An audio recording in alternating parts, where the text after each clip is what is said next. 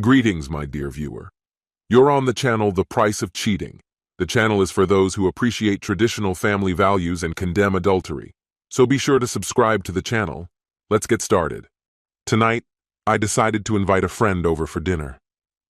Over breakfast, my wife Gloria, who has been by my side for 24 years, casually dropped the news. We met at the gym, and I'll be spending quite a bit of time with him, she said with a hint of excitement in her voice. I want you to meet him. After all, we don't have any secrets between us, right? Curiosity got the better of me, and I couldn't help but ask, so, you two will be working out together? Her response was playful, yet there was an undertone to it that I didn't expect. In a way, yes, it might be quite physical. My heart started racing as I began to connect the dots. It sounds like you want to be close with this guy, I said, trying to mask the surprise in my tone. Is that right? She replied, a mischievous smile playing on her lips. Gloria took a deep breath, her expression turning serious. I've realized something important. As deeply as I love you, and I do love you, I've come to understand that I need more than just one man in my life. For 20 years, I've been a devoted wife, but lately, I've felt an emptiness gnawing at me. Then I met Matthew, and he filled that void in a way I never expected. I believe he's my soulmate. Her words hung in the air, heavy with meaning. I couldn't help but marvel at the idea. Wow, I didn't know someone could have more than one soulmate. Does that mean I've been left in the past? No, silly, she replied, her eyes softening. You were the first in my life, and you'll always be my main soulmate. The conversation left me confused, yet intrigued. Life was taking a turn I hadn't anticipated, and I felt both anxious and curious about what lay ahead. I want to be completely honest with you, and I hope you'll appreciate my candor. I invited him over for your benefit. I truly hope you'll see the same wonderful qualities in him that I do, and that a friendship might blossom between you. That way, I won't feel like I'm hiding something. But honestly, I wasn't sure how to react. I tried my best, but nothing came to mind. As far as I knew, she had never been wrong before. With a heavy heart, I slipped out of the house and headed to work, feeling the weight of uncertainty. She had that self-satisfied look on her face, as if she had unlocked the secret to a blissful life. I couldn't shake the nagging thought of whether I'd be having dinner at home that evening. The workload that day was light, allowing me time to ponder how I might disrupt her plans. By the time I returned home, the familiar aroma of a special dinner filled the air, wrapping around me like comforting arms. Gloria, hearing my arrival, called out from our bedroom, "Dinner's almost ready. I'll be down in a minute." Her voice was cheerful, but I could sense the tension simmering beneath it. Matthew's arrival was imminent, and the anticipation hung in the air. "Get him a drink and make him feel at home," Gloria called, a hint of excitement in her voice.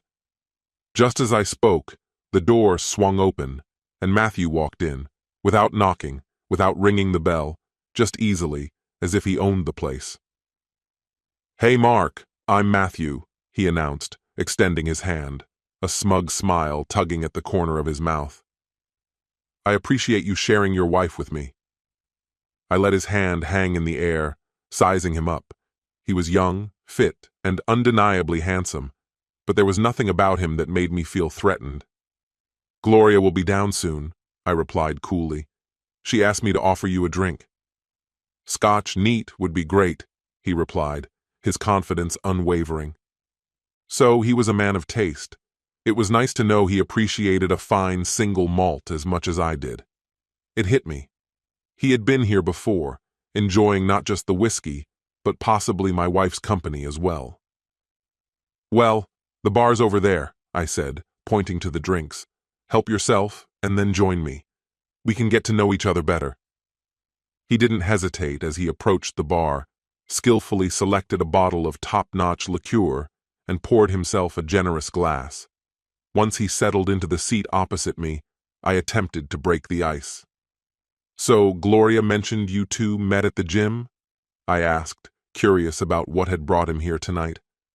I sank into my favorite chair, fully aware that if I hadn't claimed it first, someone else would have snapped it up without a second thought.